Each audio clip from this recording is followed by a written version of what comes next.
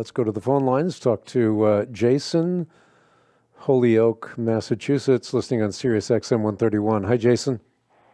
Hello, how you doing? I'm doing great. How are you? Yeah, I'm doing good. I have a question, and I just want to make sure, I'm not reading too much into it or trying to get too deep into it. But throughout time, I've heard teachings on Abraham, and not to say any of it's not true, but it never really specifies about. It always starts with that he was obedient. That he left his kindred land, and he left his kindred, and he left his father, and all that. But when I read that, his father passed away, and his father's house being an inheritance.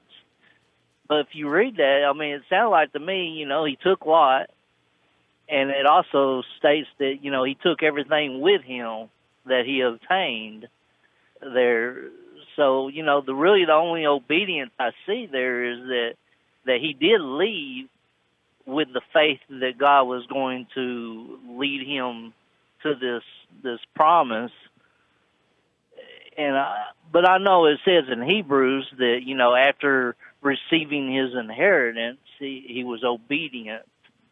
And I understand that part, but, it's never... I never hear that. Well, there's a couple of things about this. First of all, let me say this, that the Bible paints the patriarchs with all their warts and moles and wrinkles. So Abraham is not exonerated as a perfect person. The Bible never tries to do that with any of the patriarchs. They are not airbrushed characters. They're very realistic characters. But I think you're very wise to point to Hebrews. Because if we leave the magnifying glass in the hands of the New Testament writers, they will illumine what the Old Testament text may not tell us. And so, again, your wisdom is shown by pointing to Hebrews chapter 11, where we're told by faith Abraham, when called to go to a place he would later receive as his inheritance, obeyed and went. And that's the main point. He obeyed the call of God, and he went.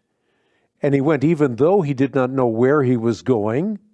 He went by faith. And by faith he made a home in the promised land. And by faith he was a stranger in a foreign country. And by faith he lived in tents, as did Isaac and Jacob. And why did he do all of that? Well, in the text that you point to, we're told that he was looking forward to the city with foundations whose architect and builder is God. So he looked beyond the temporary and he looked to the eternal. And that's why he is mentioned in that great Faith Hall of Fame chapter, Hebrews chapter 11. And I would also note that you can find Abraham referred to throughout the Bible. I think about Romans chapter 4 or James chapter 2. In James chapter 2, Abraham believed God. It was credited to him as righteousness, and he was called God's friend.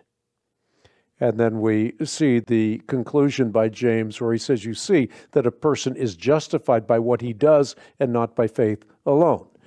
So Abraham was one who acted. He went, he was obedient, he responded to the call, and that's the point. And, and I understand that point.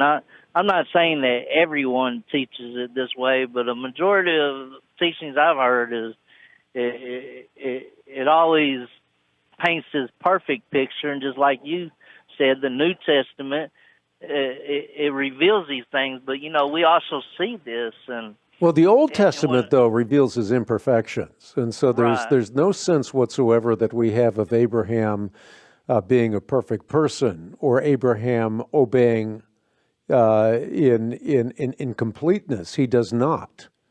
Again, he is a human being subject to all the frailties of human beings, but he was called a friend of God because he believed God and because he had an eternal perspective.